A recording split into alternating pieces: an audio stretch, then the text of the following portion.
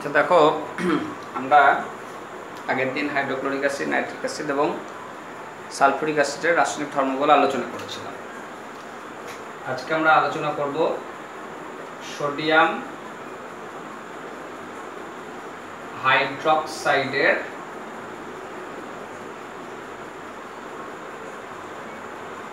রাসায়নিক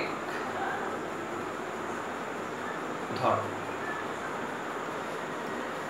sodium hydroxide তোমরা জানো যে একটা ক্ষারীয় পদার্থ, তার জন্য এখানে আমরা প্রথমে যে বিক্রিয়ার কথা আলোচনা করব সেটা হচ্ছে অ্যাসিডের সঙ্গে বিক্রিয়া।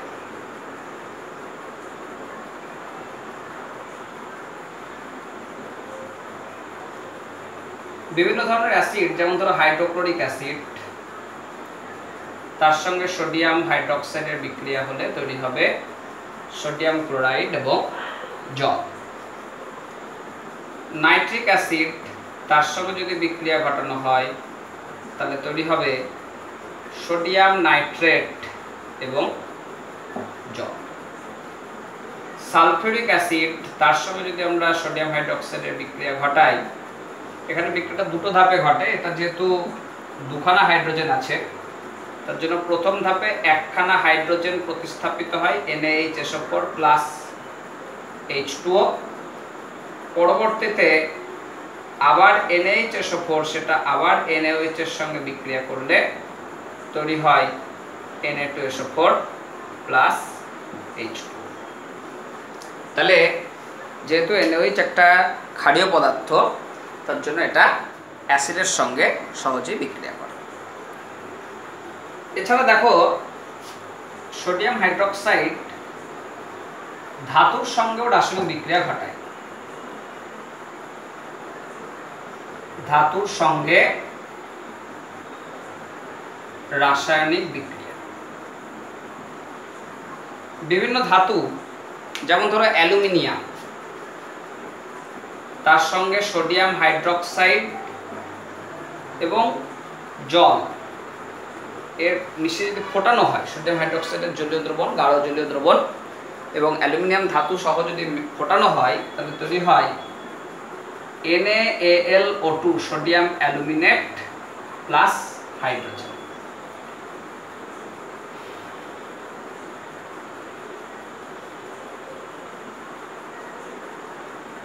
তাহলে তৈরি হয় 2NaAlO2 প্লাস 3H2O। NaAlO2 কে বলা হচ্ছে সোডিয়াম অ্যালুমিনেট। আবার যদি জিঙ্কের সঙ্গে বিক্রিয়া হয় তাহলে তৈরি হয় sodium জিঙ্কেট Na2ZnO2 plus hydrogen. Na2ZnO2 plus hydrogen. তাহলে ধাতুর সঙ্গে বিক্রিয়ায় আমরা দু ধরনের বিক্রিয়া দেখছি, একটা হচ্ছে অ্যাসিডের সঙ্গে বিক্রিয়া আর দুই হচ্ছে ধাতুর সঙ্গে বিক্রিয়া। এছাড়াও দেখো আমাদের আরেকটা টপিক, সেটা হচ্ছে অ্যাসিড ক্ষারের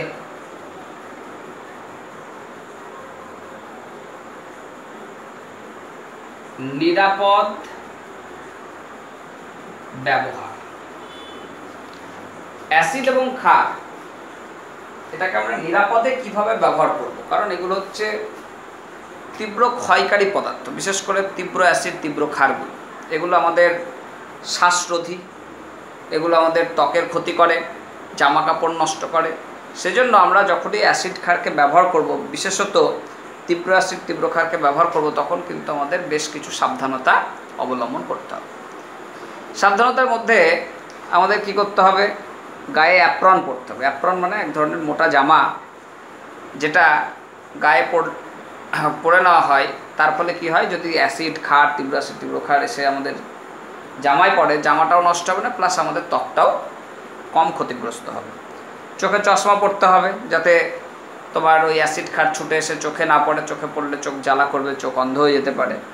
হাতে গ্লাভস পরতে হবে, যাতে হাতে আমাদের অ্যাসিড ক্ষার সরাসরি সংস্পর্শে না আসে।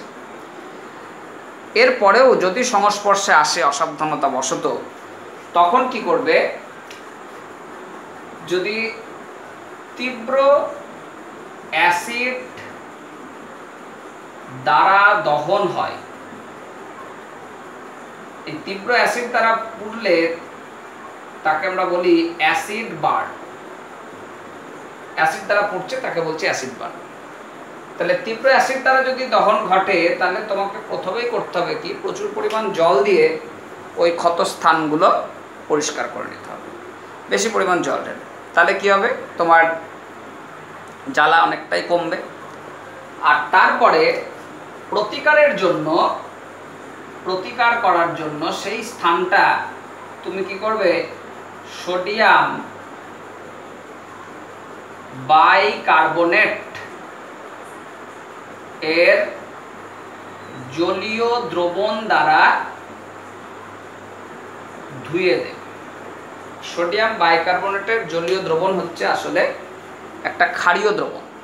তাহলে অ্যাসিডের সঙ্গে যখন আমাদের ত্বক পুড়ছে অ্যাসিড দ্বারা, তাহলে সেখানে যদি আমি ক্ষারীয় দ্রবণ দিই তাহলে অ্যাসিড ক্ষারের বিক্রিয়ায় প্রশমন হবে, অর্থাৎ অ্যাসিডের ক্ষমতাটা, দহন করার ক্ষমতাটা সেটা কমে যাবে। তবে মাথায় রাখবে তুমি এখানে সোডিয়াম বাইকার্বনেট ব্যবহার করছো, কারণ সোডিয়াম বাইকার্বনেট হচ্ছে একটা মৃদু ক্ষার। তুমি কখনোই তীব্র ক্ষার ব্যবহার করতে পারবে না। সোডিয়াম বাইকার্বনেটের পরিবর্তে তুমি সোডিয়াম হাইড্রক্সাইড ব্যবহার করতে পারবে না, কারণ সেক্ষেত্রে কী হবে, সোডিয়াম হাইড্রক্সাইড আর একটা বিপদ তোমার ঘটাতে পারে। সে নিজেই তীব্র, সে তোমার ত্বকের আরও দহন করবে, আরও ত্বক জ্বালা করবে, ত্বক আরও বেশি নষ্ট হবে। তার জন্য যদি তীব্র অ্যাসিড দ্বারা তোমার হাত পায়ের ক্ষতের সৃষ্টি হয় তাহলে প্রথমত জল দিয়ে, প্রচুর পরিমাণ জল দিয়ে ধুয়ে নেবে। দ্বিতীয়ত তুমি সোডিয়াম বাইকার্বনেট যদি হাতের কাছে থাকে তাহলে ক্ষারীয় দ্রবণ দ্বারা ধুয়ে ফেলতে হবে। আর তোমার তীব্র ক্ষার দ্বারা দহন ঘটে তাহলে কি করব, এটাকে বলা হয় অ্যালকালি বার্ন। তীব্র ক্ষারের দ্বারা যখন দহন হচ্ছে সেটাকে বলা হচ্ছে অ্যালকালি বার্ন। এই অ্যালকালি বার্ন যদি হয়, অর্থাৎ ক্ষারের দ্বারা পড়ে, তখন আমরা কি করব, প্রতিকার করার জন্য মৃদু অ্যাসিডের দ্রবণ। মৃদু অ্যাসিড কোনগুলোতে আছে, যেমন ধরো লেবুর রস, দই, তারপরে তোমার ভিনিগার, এই সমস্ত পদার্থ দিয়ে সেই স্থানটা ধুয়ে দিতে হয়। আগে তো জল দিয়ে ধোবো, তারপরে এগুলো দেবো, কারণ লেবুর রস, দই, ভিনিগার এগুলোর মধ্যে বিভিন্ন জৈব অ্যাসিড থাকে। লেবুর রসে তোমরা জানো সাইট্রিক অ্যাসিড থাকে, দইয়ে থাকে ল্যাকটিক অ্যাসিড, ভিনিগারে থাকে অ্যাসিটিক অ্যাসিড। তাহলে এই অ্যাসিডগুলো তোমার ওই দহনটাকে কিছুটা আরাম দেবে। তার জন্য আমরা দেখব যে তীব্র ক্ষার দ্বারা যদি দহন ঘটে তখন আমরা সেই স্থানগুলো লেবুর রস, দই, ভিনিগার ইত্যাদি দিয়ে পরিষ্কার করব। নেক্সট দেখো,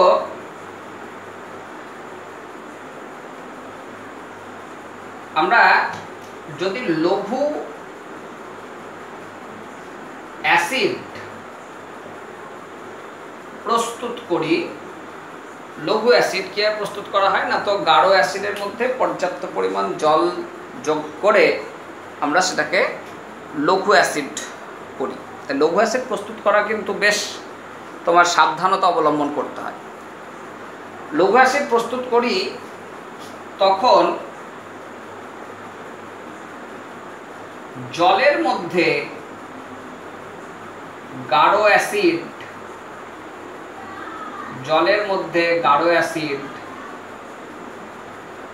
যোগ করতে হয়। তাহলে জলের মধ্যে গাঢ় অ্যাসিড কেন যোগ করতে হয়, তার কারণ তুমি যদি আগে একটা পাত্রে জল নাও, তার মধ্যে বাইরে থেকে ফোঁটা ফোঁটা করে অ্যাসিড যোগ করো, তাহলে এটা জল আর বাইরে থেকে আমি দিচ্ছি অ্যাসিড, আর এখানে একটা দণ্ড রেখেছি সবসময় নাড়ানোর জন্য।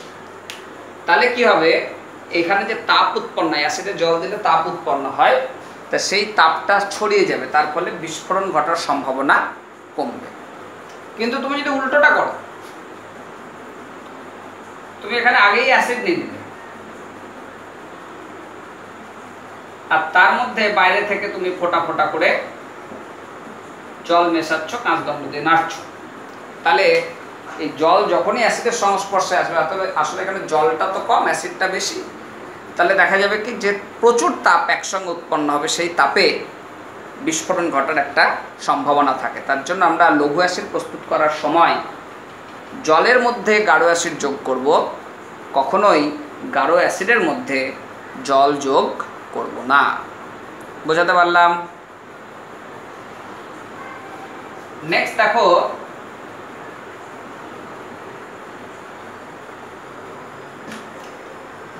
অ্যাসিড ও ক্ষারের ক্ষেত্রে জলীয় মাধ্যমের গুরুত্ব। অ্যাসিড এবং ক্ষারের ক্ষেত্রে জলের কি গুরুত্ব? আমরা যে বিভিন্ন অ্যাসিড দেখি, যেমন ধরো হাইড্রোক্লোরিক অ্যাসিড। হাইড্রোক্লোরিক অ্যাসিড কিভাবে তৈরি করা হয়? এই হাইড্রোক্লোরিক অ্যাসিড প্রস্তুত করার জন্য আমাদের নিতে হয় হাইড্রোজেন ক্লোরাইড গ্যাস। এই হাইড্রোজেন ক্লোরাইড গ্যাস এটা কিন্তু গ্যাসীয় অবস্থায় কোনো রকম অম্লধর্মিতা প্রদর্শন করে না, মাথায় রাখবেন। গ্যাসীয় অবস্থায় কোনো অম্লধর্মিতা নাই, কিন্তু যখনই এটার মধ্যে আমরা জল যোগ করে দিচ্ছি, জলে দ্রবীভূত করছি, তখন তৈরি হচ্ছে হাইড্রোক্লোরিক অ্যাসিড।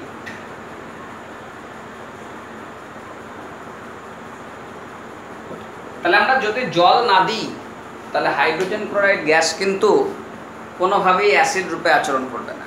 কিন্তু যেই জলে দেওয়া হচ্ছে, সঙ্গে সঙ্গে কি হচ্ছে, হাইড্রোজেন ক্লোরাইড গ্যাস জলে দ্রবীভূত হলে তৈরি করছে H+Cl-।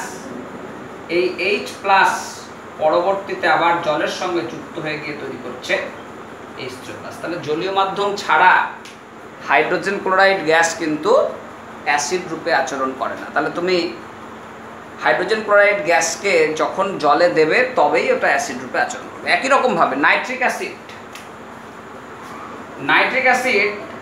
এটা নাইট্রোজেন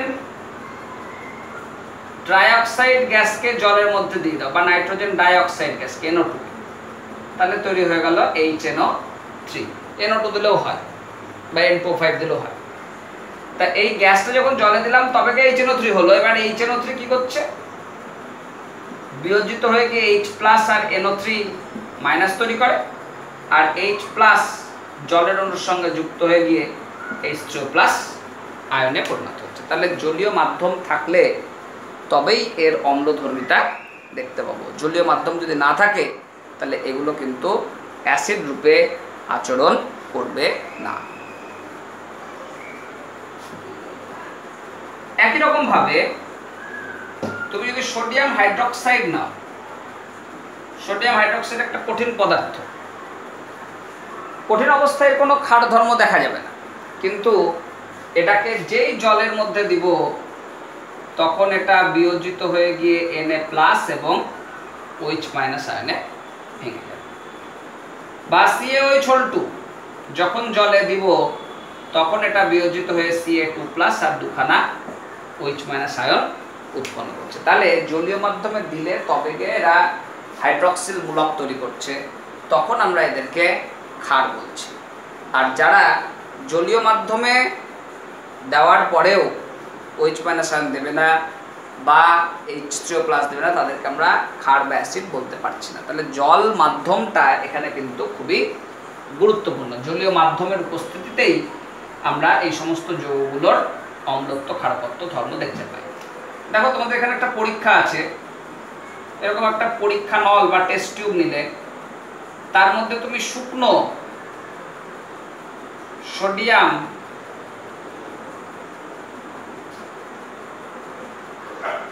বাইকার্বনেট নিলে, আর তার মধ্যে শুকনো টার্টারিক অ্যাসিড নিলে। যখন আমরা শুকনো সোডিয়াম বাইকার্বনেট, শুকনো সোডিয়াম টার্টারিক অ্যাসিডকে নিয়েছি, তখন দেখছি এখানে কোনো রাসায়নিক পরিবর্তন ঘটছে না। এবার তুমি কি করলে, বাইরে থেকে একটা ড্রপারে করে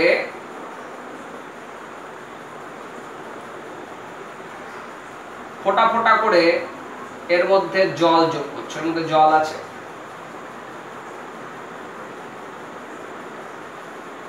যেই জল যোগ করছি সঙ্গে সঙ্গে দেখছি এখানে ইফারভিশন মানে গ্যাস নির্গত হতে শুরু করছে, এবং গ্যাসটা পরীক্ষা করলে দেখা যাচ্ছে যে এখানে কার্বন ডাই অক্সাইড গ্যাস প্রস্তুত হচ্ছে। তাহলে আমরা এখানে কি দেখতে পাচ্ছি যে সোডিয়াম বাইকার্বনেট এবং টার্টারিক অ্যাসিডের শুকনো গুঁড়ো সে কিন্তু রাসায়নিক বিক্রিয়া করছে না। যখন আমরা জলীয় মাধ্যম নিচ্ছি, জল দিচ্ছি মাধ্যমে, তখনই কেবলমাত্র এটা রাসায়নিক বিক্রিয়া করছে এবং কার্বন ডাইঅক্সাইড গ্যাস উৎপন্ন করছে। তাহলে মাথায় রাখবে যে এই বিক্রিয়াটার ক্ষেত্রেও জলের কিন্তু একটা গুরুত্ব আছে, জলের মাধ্যমের জন্যই বিক্রিয়াটা ঘটছে। জল যখন থাকছে না তখন কোনো বিক্রিয়া আমরা লক্ষ্য করছি না।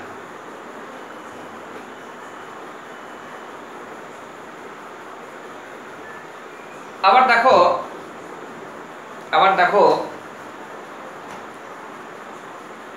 আমাদের আরেকটা টপিক খুব গুরুত্বপূর্ণ, সেটা হচ্ছে পিএইচ।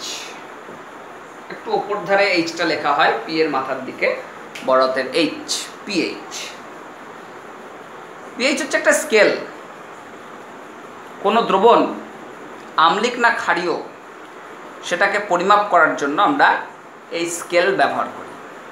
তাহলে মাথায় রাখবে পিএইচ হলো এক ধরনের স্কেল যা দ্রবণের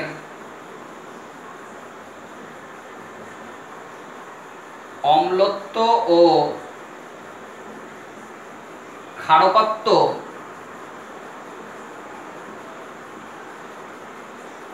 পরিমাপে ব্যবহার করা হয়। এই পিএইচ স্কেলের একটা রেঞ্জ আছে, সীমা আছে। সীমাটা হচ্ছে 0 থেকে 14 পর্যন্ত। সর্বোচ্চ মান 0, সর্বনিম্ন মান 0 এবং সর্বোচ্চ মান হচ্ছে 14, এবং এর ঠিক মাঝের যে ভ্যালু সেটা হচ্ছে 7। এই টোটাল হচ্ছে পিএইচ রেঞ্জ, মানে পিএইচ এর মান 0 থেকে 14 এর মধ্যেই থাকবে। এখানে তোমার বিভিন্ন ভাগ করে নাও, 1 2 3 4 5 6 করে, এখানে 8 9 10 এখন। মাথায় রাখবে যদি কোনো দ্রবণের পিএইচ এর মান 0 থেকে 7 এর কম থাকে, 7 এর কম মানে কম 6.99 পর্যন্ত, তখন এই দ্রবণকে আমরা বলি আম্লিক দ্রবণ। তাহলে অ্যাসিডের পিএইচ এর পাল্লা হচ্ছে 0 থেকে 7 এর কম।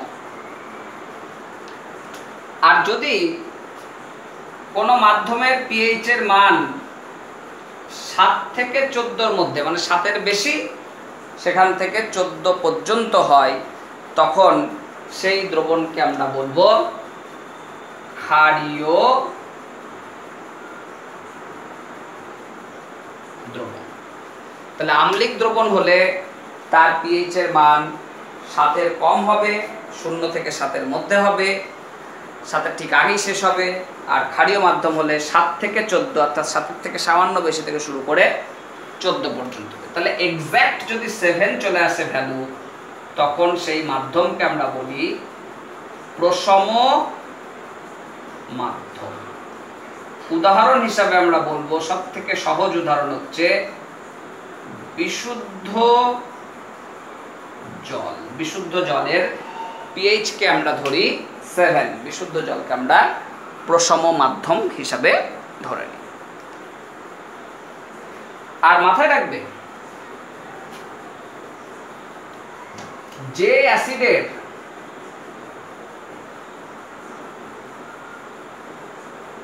পিএইচ এর মান যত কম,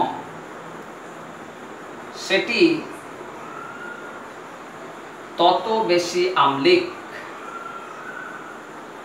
পিএইচ এর মান যার যত কম সে তত বেশি আম্লিক। তাহলে যদি দুটো দ্রবণ বলি, একটার পিএইচ ধরো 1 আর একটার পিএইচ ধরো বললাম 2, তাহলে যদি অম্লত্বের তুলনা করি তাহলে বলবো pH 1 গ্রেটার দ্যান pH 2। মাথায় রাখবে যে দুটো দ্রবণের যদি pH এর মান দিয়ে তুলনা করতে বলে যে কোনটা বেশি আম্লিক, তাহলে মাথায় রাখবো যার pH এর মান যত কম তার অম্লত্ব তত বেশি, অর্থাৎ pH 1 অধিক আম্লিক pH 2 অপেক্ষা। উল্টোটা দেখো,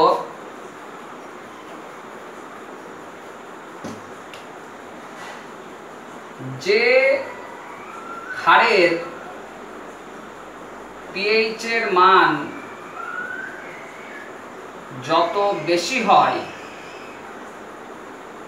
তার ক্ষারকত্ব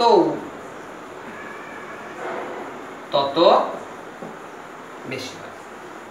যে ক্ষারের pH এর মান যত বেশি তার ক্ষারকত্ব তত বেশি, অর্থাৎ তত তীব্র ক্ষার। যেমন ধরো কোনো একটা দ্রবণের pH আমি বললাম 9 আর কোনো একটা দ্রবণের pH বললাম 10, তাহলে এখানে যদি আমরা ক্ষারকত্ব হিসাব করি তাহলে মাথায় রাখবে pH 10 এর ক্ষারকত্ব pH 9 এর থেকে বেশি।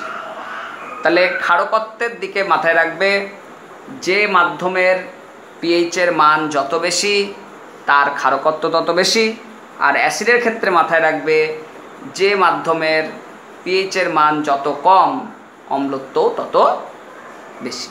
কমের ক্ষেত্রে বেশি অ্যাসিডে, আর ক্ষারের ক্ষেত্রে pH এর মান বাড়লেই ক্ষারকত্ব বেশি।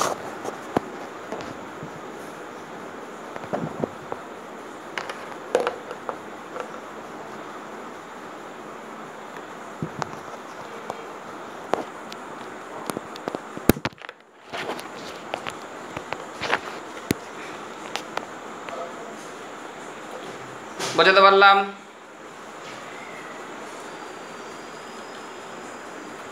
এবার দেখো এই pH এর কিছু ব্যবহারিক প্রয়োগ আছে।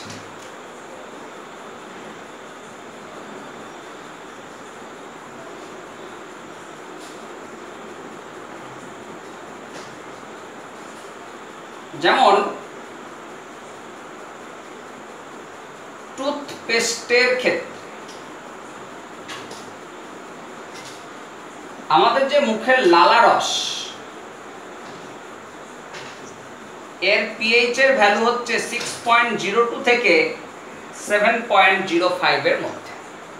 তাহলে আমাদের এই pH রেঞ্জেই কিন্তু আমাদের দাঁত ভালো থাকে, আমাদের দাঁতের যে এনামেল সেই এনামেল কিন্তু সুরক্ষিত থাকে।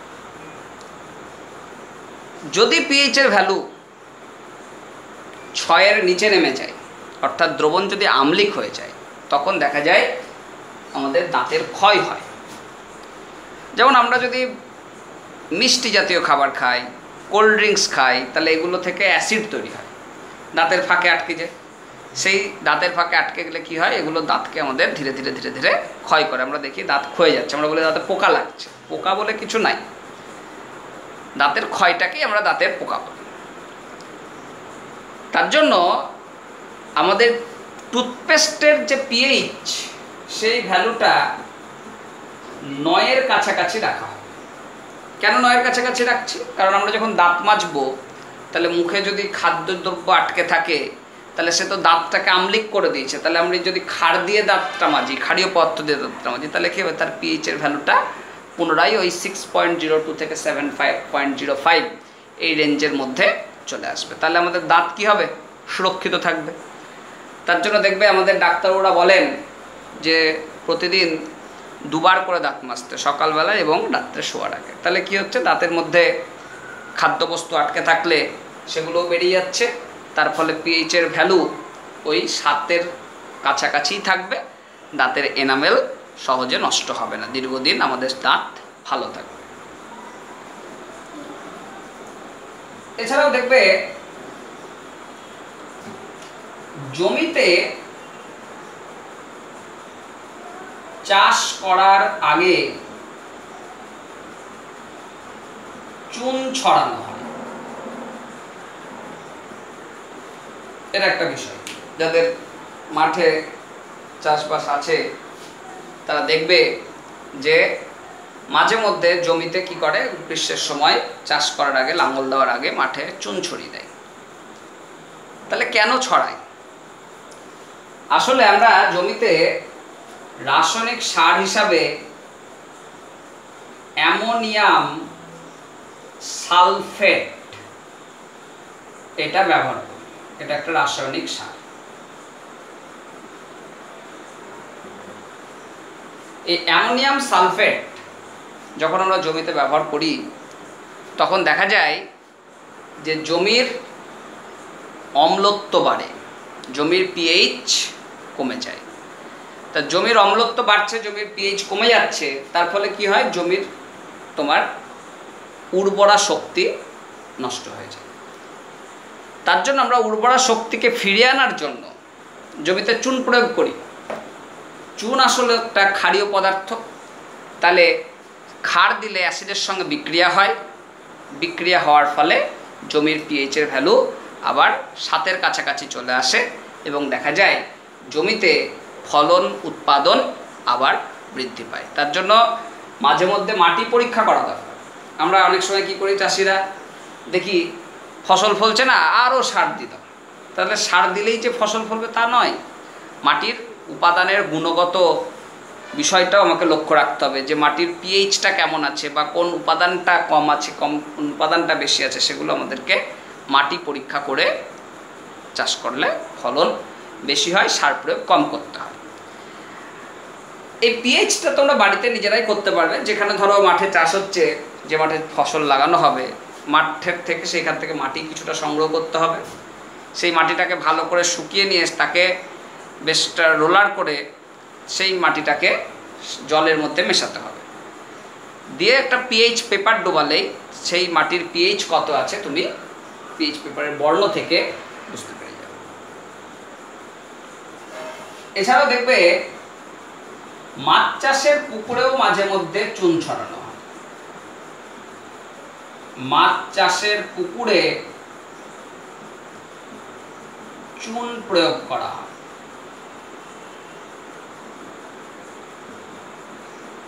তাহলে কেন?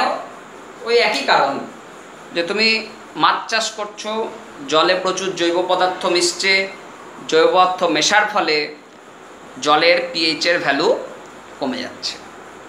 পিএইচের ভ্যালু কমতে কমতে যখন আমার এই পিএইচের ভ্যালু <7 হয়ে গেল, 7-এর কম হয়ে গেল, তাহলে দ্রবণ জলটা কী হয়ে গেল? আম্লিক হয়ে গেল। এই আম্লিক জলে দেখা যায় মাছের উৎপাদন হ্রাস পায়। তার জন্য কি করা হয়, মাছ চাষের পুকুরেও মাঝে মধ্যে চুন ছড়িয়ে দেয় চাষিরা। তাহলে কি হয়, অ্যাসিডের সঙ্গে ক্ষারের বিক্রিয়া হয়। চুন যেহেতু ক্ষারীয় পদার্থ, তোমার জমির জলের পিএইচ লেভেলটা পুনরায় 7-এর কাছাকাছি চলে আসে। তখন দেখা যায় যে ফসল, অর্থাৎ এখানে মাছের ফলন বৃদ্ধি পায়। যাই হোক, এই অংশটুকু পড়ে নেবে, আর আমাদের 1 বা 2 ক্লাস লাগবে, তাহলেই এই চ্যাপ্টারটা শেষ হয়ে যাবে।